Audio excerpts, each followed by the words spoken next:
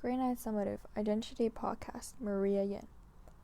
Gattaca, Somewhere Between, and Montreal 1962 all have in common relationships between physical features, personal opinions, and performances. Identity. The fact of being who or what a person or thing is.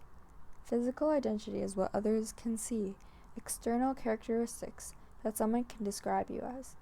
In Gattaca, physical appearance determines a person's identity, such as Vincent Anton, who is not the real Vincent Anton.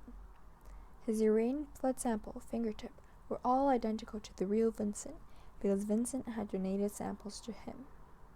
In Gattaca, every worker had to have certain expectations and requirements: the precise work performance, accuracy, and efficiency and smartness. The new Vincent Anton was identified by his urine, blood samples, and fingerprint scan. The reason there was a hoax Vincent Anton was because the real Vincent Anton wanted to pursue his top identity, how everyone knew he was such an outstanding worker, and he wanted to continue his fame. His accuracy and outstanding work performance was very similar to the real Vincent Anton, therefore the hoax Anton was identified as the real one.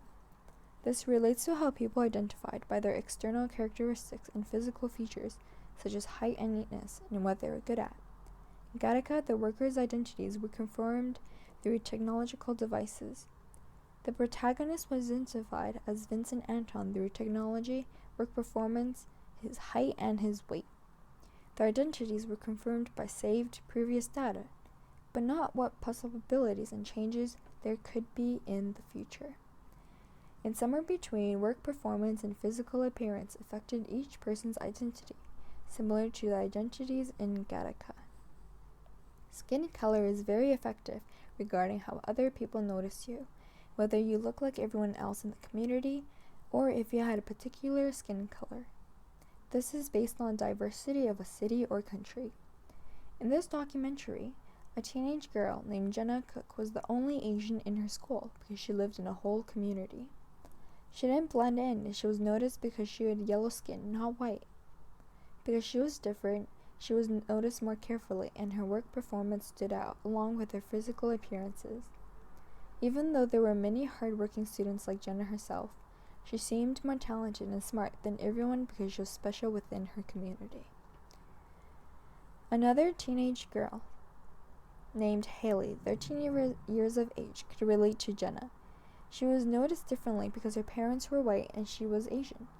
She had commented, "I'm like a banana, yellow on the outside, white on the inside." People identified her by her race, Asian race, but she identified herself by how she felt on the inside. Haley was one of the adopted girls that was not affected by how other people thought about her. She loved playing the violin and wanted to pursue that in the future. And her identity was confirmed by what she wanted to do and what she liked to do. Anne, a 14-year-old girl, was very similar to Haley, and was noticed for her white parents and the cold oddness people interpreted because white people couldn't have an Asian child. She was not troubled by the attention because she felt lucky enough to have a family despite the distinction and contrast of race. She enjoyed what she liked and identified herself through what she liked doing and what she does. Jenny Fang was adopted at 5 years of age, but she always believed that it was by choice. She believed that she was only given away because she wasn't a boy that reached people's requirements to become strong, hard-working farmers and occupants. Gender had determined her fate because back then females were identified as weaker workers and males were identified as the stronger ones. Therefore, males were the higher priority. To survive in a countryside area where Fang was born, you had to have qualities that fulfilled everyone's requirements.